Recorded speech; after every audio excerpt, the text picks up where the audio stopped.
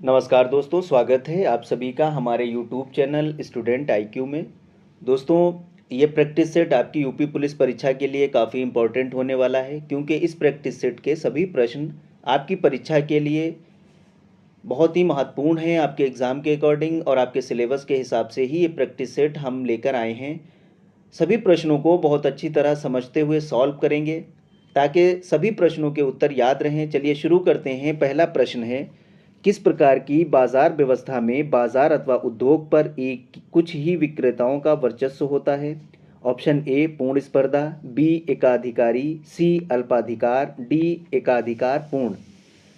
बाजार व्यवस्था में बाजार अथवा उद्योग पर कुछ ही विक्रेताओं का वर्चस्व होता है, उसे कहते हैं अल्पा अधिकार। ऑप्शन सी बिल्कुल सही उत्तर है, अल्पा अधिकार। दोस्तों, जब बाजार में वस्तु के थोड़े विक्रेता हों तो उसे हम अल्पाधिकार बाजार कहते हैं। अल्पाधिकार बाजार में कीमत निर्धारण भी द्विविक्रेता अधिकार की भांति होती है। अल्पाधिकार बाजार व्यवस्था में बाजार अथवा उद्योग पर कुछ ही विक्रेताओं का वर्चस्व होता है। ऑप्शन सी बिल्कुल सही उत्तर है। अगला प्रश्न है, निम्नलिखित में से कौन सा भारत में मौद्रिक नीति का घटक नहीं है? Option A repo rate, B नैतिक उत्तेजना, सी क्रेडिट संभाजन, डी सार्वजनिक ऋण।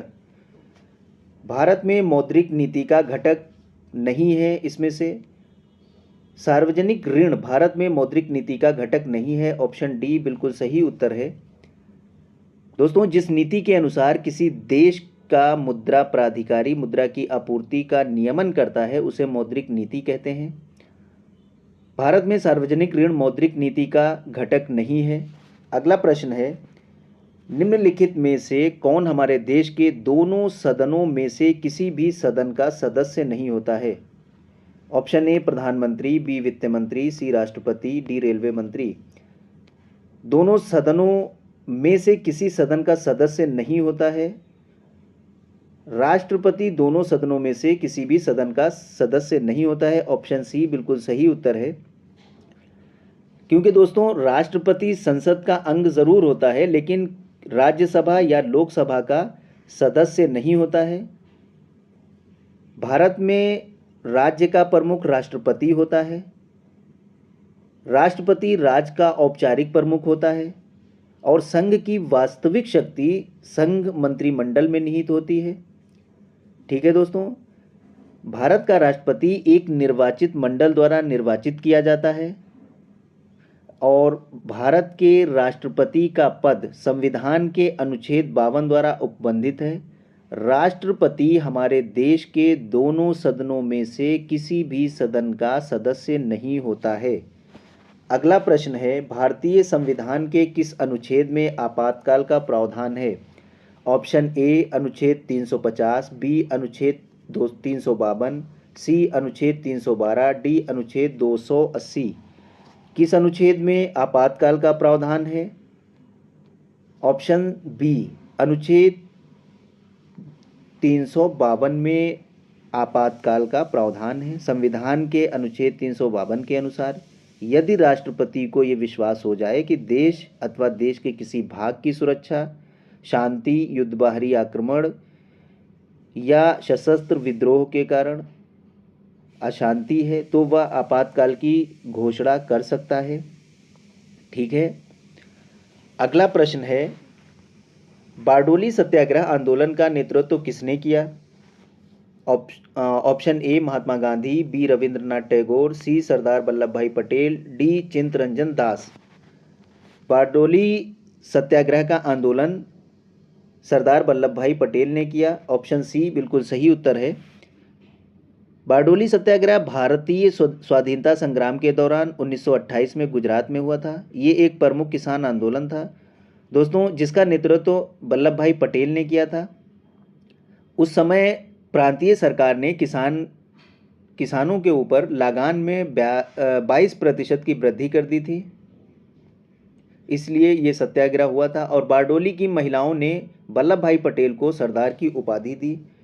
ये सरदार की उपाधि बारडोली की महिलाओं ने दी थी। उन्हें इस सम्मान से सम्मानित किया था।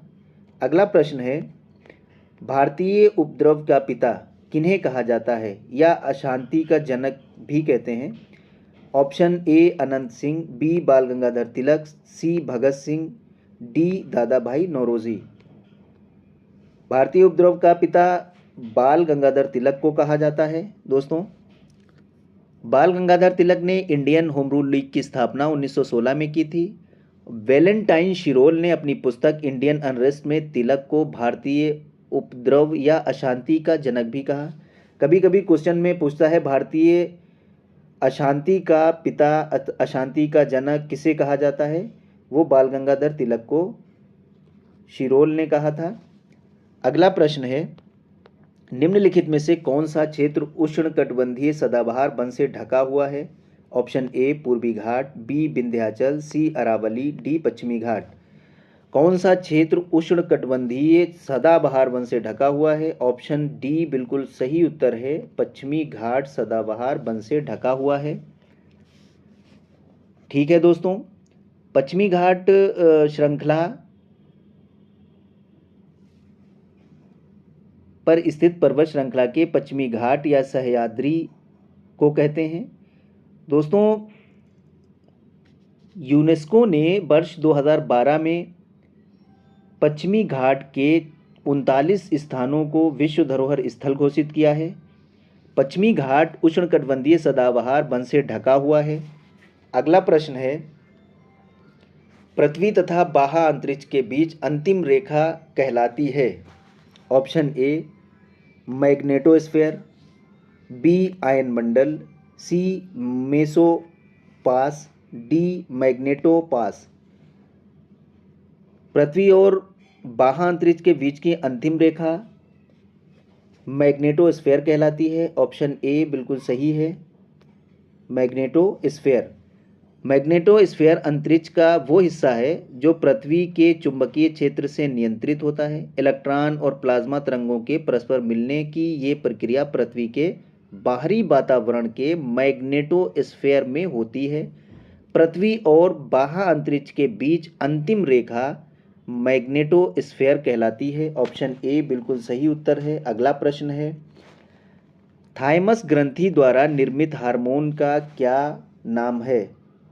Option A thyroxine, B auxins, C cytokinins, D thymosin.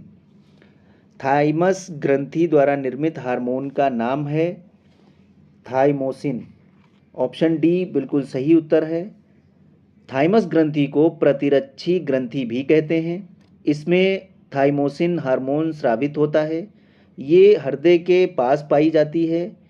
ये ग्रंथि एंटीबॉडी का श्रवण करती है। ये ग्रंथि बचपन में बड़ी और वयस्क अवस्था में लुप्त हो जाती है।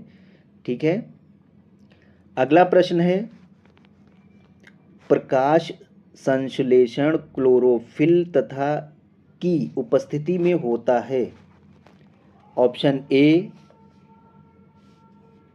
पानी, बी पोषक तत्व, सी कार्बन डाइऑक्साइड, डी सूर्य का प्रकाश। प्रकाश संश्लेषण क्लोरोफिल की उपस्थिति में होता है। किसकी उपस्थिति में होता है? सूर्य के प्रकाश की उपस्थिति में होता है। ऑप्शन डी बिल्कुल सही उत्तर है।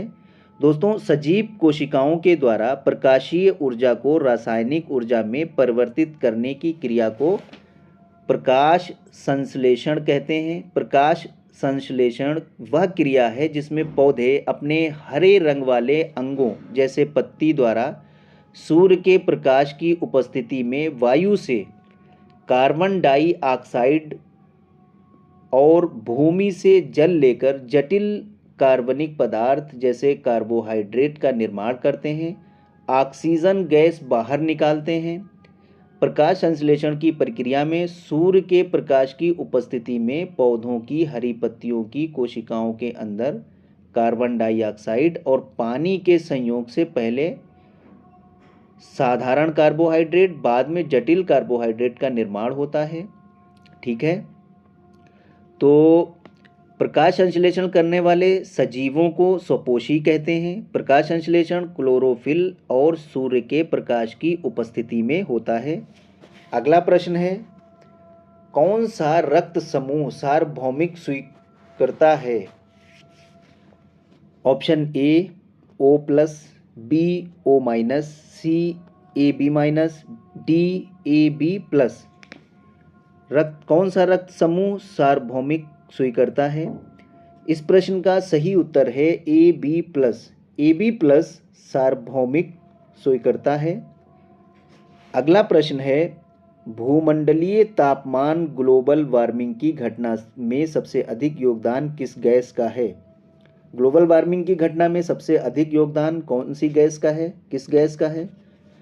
Option A methane, B chlorofluorocarbon CFC, C nitrogen dioxide, D carbon dioxide. भूमंडलीय तापमान ग्लोबल वार्मिंग की घटना में सबसे अधिक योगदान दोस्तों कार्बन डाइऑक्साइड का है। ऑप्शन डी बिल्कुल सही उत्तर है। अगला प्रश्न है, निम्नलिखित में से किसका आविष्कार सर हम्फ्री डेवी ने किया था? Option A safety pin, B भाप का इंजन, C safety lamp, D X-ray. Humphry Davy ने किसका आविष्कार किया था? ऑप्शन सी बिल्कुल सही उत्तर है, सेफ्टी लैम्प। सेफ्टी लैम्प का आविष्कार हम्फ्री डेवी ने किया था। अगला प्रश्न है, निम्नलिखित में से कौन सी पुस्तक शशि थरूर द्वारा लिखी गई है? Option A it's not about you, B invisible people, C an era of darkness, D democrats and dissenters. दोस्तों शशि थरूर द्वारा लिखी गई पुस्तक का नाम है an era of darkness. Option C बिल्कुल सही उत्तर है। शशि थरूर भारतीय राजनीतिज्ञ और पूर्व राजनयिक भी थे जो वर्ष 2009 से केरल के तिरुवनंतपुरम से लोकसभा सांसद हैं। संयुक्त राष्ट्र में 29 साल कार्यरत रहने के बाद उन्होंने महासचिव पद के लिए 2006 में चुनाव में बान की मून की तुलना में दूसरे स्थान पर आने के बाद संयुक्त राष्ट्र से प्रस्थान किया। ठीक है। अगला प्रश्न है, निम्नलिखित में से कौन सा भारत के ऋण नियंत्रण का एक प्रकार नहीं है? ऑप्शन ए ऋण का राशन, बी सीधी कार्यवाही, सी खुले बाजार से के कार्यकलाप, डी परिवर्तनीय लागत आरक्षित निधि अनुपात। कौन सा भारत के ऋण नियंत्रण का एक प्रकार नहीं है? ऑप्शन डी परिवर्तनीय लागत आरक्षित निधि अनुपात भारत के ऋण नियंत्रण का एक प्रकार नहीं है। ऋण का राशन, सीधी कार्यवाही, खुले बाजार ये तीनों ऋण का नियंत्रण का एक प्रकार है, लेकिन परिवर्तनीय लागत आरक्षित निधि अनुपात इसका प्रकार नहीं है। अगला प्रश्न है, निम्नलिखित में से कौन सा सूक्ष्म आर्थिक चर का एक उदाहरण है? ऑप्शन ए राष्ट्रीय आय, बी सकल आपूर्ति, सी रोजगार, डी उपभोक्ता संतुलन। कौन सा सूक्ष्म आर्थिक चर का एक उदाहरण है? उपभोक्ता संतुलन है। ऑप्शन डी बिल्कुल सही उत्तर है। उपभोक्ता को संतुलन से तात्पर्य विश्राम की स्थिति और ना बदलने की प्रवृत्ति से होता है। एक उपभोक्ता जब संतुलन की स्थिति में होता है तो वह अपने उपभोग के स्तर को नहीं बदलता है, यानी कि उसे उस स्थिति में अधिकतम संतुष्टि मिलती है। उपभोक्ता के संतुलन का बिंदु वह बिंदु होता है जहां पर बजट रेखा एक तटस्थता वक्र के स्पर्श करती है। ठीक है। उपभोक्ता संतुलन सूक्ष्म आर्थिक चर का एक उदाहरण है। अगला प्रश्न है, भारत में राज्य का राज्यपाल बनने के लिए न्यूनतम आयु कितनी है? ऑप्शन ए 30 वर्ष, बी 25 वर्ष, सी 35 वर्ष, डी 45 वर्ष। राज्य के राज्यपाल बनने की न्यूनतम आयु कितनी है? ऑप्शन सी बिल्कुल सही उत्तर है, 35 वर्ष। राज्यपाल राज्य का संवैधानिक प्रमुख होता है। दोस्तों वह मंत्रिमंडल की सलाह से काम करता है। अनुच्छेद 155 के तहत राज्यपाल की नियुक्ति राष्ट्रपति करता है। ये राष्ट्रपति के प्रसाद पर्यंत पद धारण करता है। राज्यपाल बनने के लिए 35 वर्ष की आयु पूर्ण करना आवश्यक है, ज़रूरी है। अगला प्रश्न है, 49वीं समानांतर रेखा किन दो देशों के मध्य की सीमा रेखा है? ऑप्शन ए संयुक्त राज्य अमेरिका तथा कनाडा, बी उत्तरी तथा दक्षिणी वियतनाम, सी जर्मनी तथा फ्रांस, डी ब्राज़ील तथा चिली। 49वीं समानांतर रेखा संयुक्त राज्य अमेरिका तथा कनाडा के मध्य सीमा रेखा है। ऑप्शन ए बिल्कुल सही उत्तर है। अगला प्रश्न है, ली नीना प्रशांत महासागर पर किस प्रकार से प्रभाव डालती है? ऑप्शन ए महासागर का खारापन कम कर देता है, बी जल का तापमान कम कर देता है, सी जल के तापमान को स्थिर कर देता है, डी महासागर का खारापन बढ़ा देता है। ला नीना प्रशांत महासागर पर जल का तापमान कम कर देता है। ऑप्शन बी बिल्कुल सही उत्तर है। ला नीना एक प्रतिसागरीय धारा है। इसका आविर्भाव पश्चिमी प्रशांत महासागर में उस समय होता है जब पूर्वी प्रशांत महासागर में अल नीनो का प्रभाव समाप्त हो जाता है। ला नीना स्पेनिश भाषा का शब्द है जिसका अर्थ होता है छोटी बच्ची। चूँकि इसका प्रभाव अल नीनो के विपरीत होता है, इसलिए इसे प्रति एल नीनो भी कहा जाता है। ला नीना एल नीनो से ठीक विपरीत प्रभाव रखती है। पश्चिमी प्रशांत महासागर में एल नीनो द्वारा पैदा किए गए सूखे की स्थिति को ला नीना बदल देती है। ठीक है दोस्तों, ला नीना के आविर्भाव के साथ पश्चिमी प्रशांत महासागर के उष्णकटिबंधीय भाग में तापमान में वृद्धि होने से, वाष्पीकरण अधिक होने से इंडोनेशिया के समीपवर्ती भागों में सामान्य से अधिक वर्षा होती है। ठीक है, ला नीना परिघटना कई बार दुनिया भर में बाढ़ की सामान्य वजह बन जाती है। ला नीना प्रशांत महासागर पर जल का तापमान कम कर देता है। ऑप्शन बी बिल्कुल सही उत्तर है। अगला प्रश्न है, पौधे के किस भाग से दालचीनी प्राप्त की जाती है? ऑप्शन ए तना, बी छाल, सी जड़, डी फल। किस भाग से दालचीनी प्राप्त की जाती है? ऑप्शन बी छाल से दालचीनी प्राप्त की जाती है। दालचीनी, जिसका वानस्पतिक नाम सिनोमन ब्रम होता है, एक छोटा सदाबहार पेड़ है जो 10-15 मीटर ऊंचा होता है। ये लैरोसी परिवार का सदस्य है। ये श्रीलंका और दक्षिण भारत में बहुतायत मिलता है। इसकी छाल मसालों की तरह प्रयोग होती है। दोस्तों, इसमें एक अलग ही खुशबू होती है जो कि इसे गरम मसालों की श्रेणी में रखती है। पौधों की छाल से दालचीनी प्राप्त की जाती है। अगला प्रश्न है, इंसुलिन एक प्रकार का रिक्त स्थान है hormone, protein, enzyme, vitamin. Insulin क्या है? इंसुलिन एक प्रकार का हार्मोन है। ऑप्शन ए बिल्कुल सही उत्तर है। इंसुलिन अग्नाशय यानी पैक्रियाज के अंतःस्रावी भाग लैंगरहैंस की द्वीपिकाओं की बीटा कोशिकाओं से स्रावित होने वाला एक जंतु हार्मोन है। ठीक है दोस्तों, इंसुलिन ग्लूकोज की मात्रा को नियंत्रित करके मधुमेह से बचाता है। अगला प्रश्न है, ऊपर से देखने पर पानी का टैंक उथला क्यों दिखाई देता है? ऑप्शन ए प्रतिबिंब के कारण, बी अपवर्तन के कारण, सी विवर्तन के कारण, डी कुल आंतरिक प्रतिबिंब के कारण। ऊपर से देखने पर पानी का टैंक उथला क्यों दिखाई देता है? ऑप्शन बी बिल्कुल सही उत्तर है। अपवर्तन के कारण प्रकाश का एक माध्यम से दूसरे माध्यम में आने पर मार्ग में विचलित होना अपवर्तन कहलाता है। अपवर्तन के कारण ही तालाब उथला दिखाई देता है। ऑप्शन बी बिल्कुल सही उत्तर है। अगला प्रश्न है, लाल तथा हरे रंग के मिश्रण से कौन सा रंग प्राप्त होता है?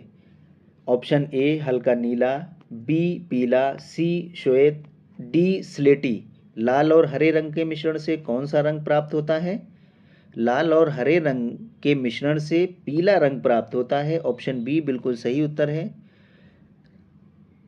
लाल, हरे और नीले रंग प्राथमिक रंग कहलाते हैं। इन रंगों के मिलने से बनने वाले रंग द्वितीयक रंग कहलाते हैं। जब लाल और हरा रंग मिलाया जाता है दोस्तों तो पीला रंग बन जाता है, किंतु लाल प्रकाश को हरे प्रकाश में देखने पर काला रंग दिखता है।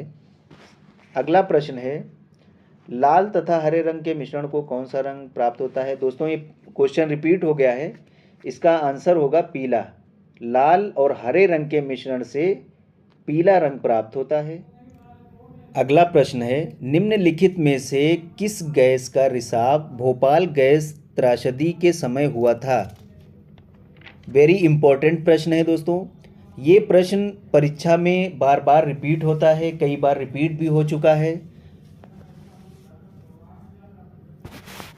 भोपाल गैस त्रासदी के समय कौन सी गैस का रिसाव हुआ था? Option A methyl isocyanide, B sodium isothiocyanide, C nitrogen isothiocyanide, D potassium isothiocyanide. दोस्तों भोपाल गैस त्रासदी के समय जिस गैस का रिसाव हुआ था उसका नाम है मिथाइल आइसोसाइनाइड। वेरी इंपॉर्टेंट प्रश्न है, ऑप्शन ए बिल्कुल सही उत्तर है। मिथाइल आइसोसाइनाइड एक कार्बनिक यौगिक है। इसका प्रयोग कार्बोनेट कीटनाशियों के उत्पादन के लिए किया जाता है। दोस्तों हवा में इसकी ज़्यादा मात्रा होने पर यह मनुष्य पर बुरा प्रभाव डाल सकती है, आँखों में जलन, यहाँ तक कि ये गैस इंसानों के लिए जानलेवा साबित हो सकती है। ये गैस फेफड़ों से पूरी ऑक्सीजन निकाल देती है। मिथाइल आइसोसाइनाइड गैस का रिसाव भोपाल गैस त्रासदी के समय हुआ था। अगला प्रश्न है, माधुरी दीक्षित किस भारतीय नृत्य कला से संबंधित है? Option A Bharatanatyam, B Kuchipudi, C Kathak, D Kathakali. Madhuri Dixit दोस्तों कथक से संबंधित है, कथक नृत्य कला से। माधुरी दीक्षित बॉलीवुड की एक सुप्रसिद्ध अभिनेत्री हैं। माधुरी दीक्षित ने भारतीय हिंदी फिल्मों में एक ऐसा मुकाम तय किया जिसे आज की अभिनेत्रियों ने अपने लिए उन्हें आदर्श मानती हैं। ठीक है, अगला प्रश्न है, माई स्टोरी किस प्रसिद्ध क्रिकेटर खिलाड़ी की जीवनी है? Option A Kumar Sangakkara, B Kevin Pietersen, C Brendon McCullum, D Michael Clarke. My story Michael Clarke की प्रसिद्ध जीवनी है। ऑप्शन डी बिल्कुल सही उत्तर है। अगला प्रश्न है, निम्नलिखित में से कौन सा देश सार्क का सदस्य नहीं है? Option A Nepal, B Maldives, C चीन, डी अफगानिस्तान। कौन सा देश सार्क का सदस्य नहीं है? ऑप्शन सी बिल्कुल सही उत्तर है, चीन सार्क का सदस्य नहीं है। दक्षिण एशियाई क्षेत्र सहयोग संगठन सार्क दक्षिण एशिया के 8 देशों का आर्थिक और राजनीतिक संगठन है। दोस्तों संगठन के सदस्य देशों की जनसंख्या, इसकी स्थापना 8 दिसंबर 1985 पाकिस्तान, भारत, बांग्लादेश, श्रीलंका, नेपाल, मालदीव और भूटान द्वारा मिलकर की गई। अप्रैल 2007 में संघ के 14वें शिखर सम्मेलन में अफगानिस्तान इसका 8वां सदस्य बन गया। चीन सार्क का सदस्य नहीं है। नेपाल भी है, मालदीव भी है, अफगानिस्तान भी है। अफगानिस्तान 8वां सदस्य 2007 में बना है। अगला प्रश्न है, उत्तर प्रदेश को महिलाओं से संबंधित पहली पत्रिका 1847 में प्रकाशित करने का भी श्रेय जाता है, जिसके संपादक भारतेंदु हरिश्चंद्र थे। ऑप्शन ए बाल बोधिनी, बी सरस्वती, सी सितारे हिंद, डी उदंत मार्तंड। उत्तर प्रदेश की महिलाओं से संबंधित पहली पत्रिका बाल बोधिनी है। ऑप्शन ए बिल्कुल सही है। 1847 में प्रकाशित हुई, जिसका जो भारतेंदु हरिश्चंद्र ने जिसका प्रकाशन किया था, ठीक है, वो इसके संपादक थे। अगला प्रश्न है, भारतीय रिजर्व बैंक की स्थापना किस वर्ष हुई थी? Option A 1930, B 1935, C 1940, D 1945। Reserve bank की स्थापना दोस्तों 1935 में हुई थी, 1 अप्रैल 1935। इसके प्रथम गवर्नर सर आर्स वॉन स्मिथ थे। ऑप्शन बी बिल्कुल सही उत्तर है। अगला प्रश्न है, चेम्माचेरी कुन्ही रमण नायर निम्नलिखित में से किस नृत्य रूप के उल्लेखनीय नर्तक हैं? Option A Kathakali, B Mohiniyattam, C Bharatanatyam, D Yakshagana. Chemancheri Kunhiraman Nair किस नृत्य रूप के उल्लेखनीय नर्तक हैं? ऑप्शन ए कथकली, कथकली के नर्तक हैं। चेम्माचेरी कुन्हीमरण नायर का संबंध कथकली नृत्य से है। कथकली नृत्य का संबंध केरल राज्य से है। कथकली ये केरल की है, ठीक है, ये याद रखिएगा दोस्तों। अगला प्रश्न है, भारत के संविधान का निम्नलिखित में से कौन सा भाग नागरिकता से संबंधित है? ऑप्शन ए भाग 5, बी भाग 2, सी भाग 8, डी भाग 12। कौन सा भाग संविधान में नागरिकता से संबंधित है? भाग 5 भारतीय संविधान का भाग 2 नागरिकता से संबंधित है। अनुच्छेद 5 से 11 तक का संबंध नागरिकता से है। अगला प्रश्न है, भारत के संविधान के अनुच्छेद 24 के तहत वर्ष से कम आयु के बच्चे को किसी कारखाने में काम करने के लिए नियोजित नहीं किया जा सकता। अनुच्छेद 24 के तहत कितने वर्ष की आयु के बच्चे को काम करने के लिए कारखाने में नियोजित नहीं किया जा सकता? इस प्रश्न का सही उत्तर है ऑप्शन ए 14 वर्ष। भारतीय संविधान के अनुच्छेद 24 के अनुसार 14 वर्ष से कम आयु के बालकों का कारखाने में काम करने पर प्रतिबंध है। अगला प्रश्न है, भारतीय संविधान का निम्नलिखित में से कौन सा अनुच्छेद राष्ट्रपति के चुनाव की प्रक्रिया से संबंधित है? ऑप्शन ए अनुच्छेद 67, बी अनुच्छेद 55, सी अनुच्छेद 51, डी अनुच्छेद 74। भारत के राष्ट्रपति के चुनाव की प्रक्रिया अनुच्छेद 55 से संबंधित है। ऑप्शन बी बिल्कुल सही है। अनुच्छेद 55 का संबंध राष्ट्रपति के निर्वाचन से है। ज्ञात हो कि राष्ट्रपति का निर्वाचन अनुपातिक प्रतिनिधित्व की एकल संक्रमणीय पद्धति द्वारा होता है। अगला प्रश्न है, निम्नलिखित में से कौन भारत में पहली लोकसभा के उपसभापति थे? पहली लोकसभा के उपसभापति। Option A Ravi Rao, B Baliram Bhagat, C M Ananthasayanam Ayyangar और डी है जी लक्ष्मण। कौन भारत में पहली लोकसभा के उपसभापति थे? Option C M Ananthasayanam Iyengar बिल्कुल सही है। भारत में प्रथम लोकसभा 17 अप्रैल 1952 से 4 अप्रैल 1957 तक। इसके उपसभापति एम अनंत सयानम अयंगर उपाध्यक्ष यानी डिप्टी स्पीकर थे। अगला प्रश्न है, म्यांमार की मुद्रा निम्नलिखित में से कौन सी है? Option A kyat, B naira, C rial, D krone. इनमें से कौन सी म्यांमार की मुद्रा है? दोस्तों म्यांमार की मुद्रा है क्यात। ऑप्शन ए बिल्कुल सही उत्तर है। स्वीडन की मुद्रा है क्रोन या क्रोना। नायरा रियाल जो है वो सऊदी अरब की मुद्रा है। क्यात मुद्रा म्यांमार की है। स्वीडन की मुद्रा क्रोना है, ठीक है दोस्तों, और रियाल सऊदी अरब की मुद्रा है। आगे बढ़ते हैं। अगला प्रश्न है, अफ्रीका उपमहाद्वीप का सबसे अधिक आबादी वाला देश निम्नलिखित में से कौन सा है? सबसे अधिक आबादी वाला देश अफ्रीकी महाद्वीप का कौन सा है? ए मोरक्को, बी नाइजीरिया, सी बेनिन, डी सोमालिया। अफ्रीकी महाद्वीप में जनसंख्या की दृष्टि से सबसे बड़ा देश नाइजीरिया है। ऑप्शन बी बिल्कुल सही उत्तर है। क्षेत्रफल की दृष्टि से अफ्रीका में अल्जीरिया सबसे बड़ा देश है और जनसंख्या के हिसाब से नाइजीरिया सबसे बड़ा देश है।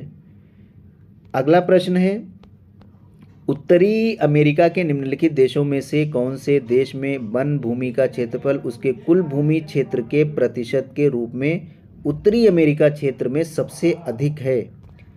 Option A Cuba, B Canada, C Haiti, D Jamaica. उत्तरी अमेरिका के देशों में कौन सा देश वन भूमि क्षेत्रफल और उसके कुल भूमि क्षेत्रफल के प्रतिशत के रूप में उत्तरी अमेरिका क्षेत्र में सबसे बड़ा, सबसे अधिक है? ऑप्शन बी बिल्कुल सही है, कनाडा सबसे देश में वन भूमि का क्षेत्रफल उसके कुल भूमि क्षेत्र के प्रतिशत के रूप में सबसे ज़्यादा है। ये उत्तरी अमेरिका का एक देश है। अगला प्रश्न है, निम्नलिखित में से कौन सी नदी बंगाल की खाड़ी में नहीं गिरती है? Option A Narmada, B Kaveri, C Krishna, D Godavari. कौन सी नदी बंगाल की खाड़ी में नहीं गिरती है? ऑप्शन ए नर्मदा नदी बंगाल की खाड़ी में नहीं गिरती है। नर्मदा नदी अरब सागर में गिरने वाली नदी है। कावेरी, कृष्णा, गोदावरी नदियां बंगाल की खाड़ी में गिरती हैं। अगला प्रश्न है, भारत और पाकिस्तान के बीच किस वर्ष शिमला समझौते पर हस्ताक्षर हुए? Option A 1970, B 1972, C 1974, D 1976। Bharat और पाकिस्तान के बीच शिमला समझौते पर हस्ताक्षर 1972 में हुए थे। ऑप्शन बी बिल्कुल सही उत्तर है। अगला प्रश्न है, खून में कुछ कोशिकाओं की उपस्थिति के कारण रक्त के थक्का का गठन होता है। इन कोशिकाओं को क्या कहा जाता है? रक्त में जो थक्का बनता है, जिसका गठन होता है, किन कोशिकाओं की उपस्थिति के कारण? ऑप्शन ए